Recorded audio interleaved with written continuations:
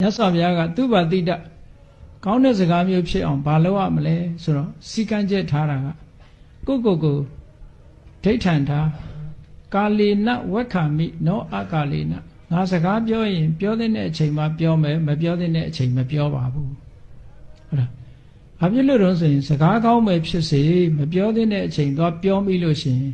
စကားကောင်းမဖြစ်တတ်ဘူးတဲ့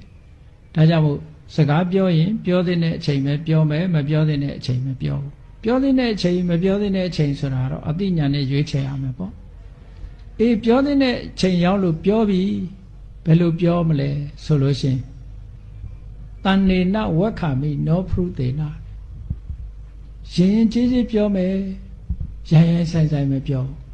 စကားဟာပြောတဲ့စကားပြောပြီပဲလို့ရင်ကြီးမပြောဘဲနဲ့ရိုင်းဆိုင်ပြောလို့ရှိရင်လေထိုစကားကောင်းမဖြစ်ပြန်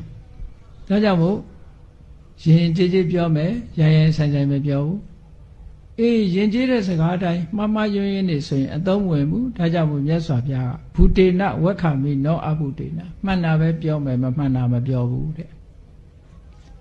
အေးမှန်တိုင်းကောင်းသလားလဲဆိုတော့မှန်တိုင်းမကောင်းဘူးအကျိုးရှိမှကောင်းတယ်ဒါကြောင့်မို့အထတန်ဟိတေနဝက္ခမိနောအနထတန်ဟိတေန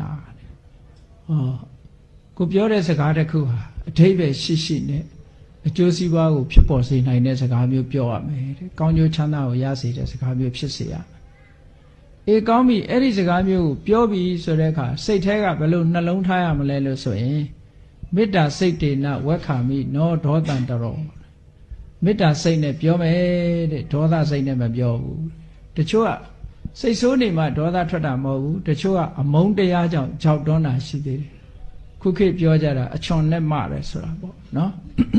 ချိုတာတာလေးပြောတိုင်းစကားကောင်းမဟုတ်ဘူးအတွင်းစိတ်ဓာတ်ကအမတန်အရေးကြီးတယ်ပေါ့နော်မေတ္တာစိတ်နဲ့ပဲပြောမယ်အမုန်းတရားနဲ့မပြောဘူးလို့ဆိုတဲ့ဒီစကားနဲ့ပတ်သက်လာတဲ့အင်္ဂါ၄ချက်အတိုင်းကိုယ့်ကိုဒိဋ္ဌံထားလို့ရှိရင်သူဝတိတဝါစာဖြစ်တယ်ဒီတိုင်းလိုက်နာမယ်ဆိုလို့ရှိရင်တကယ်မင်္ဂလာရှိနေမှာပါလူတိုင်းဒီစကားပြောတာနဲ့တည်းပဲမင်္ဂလာရှိသွားပြီနော်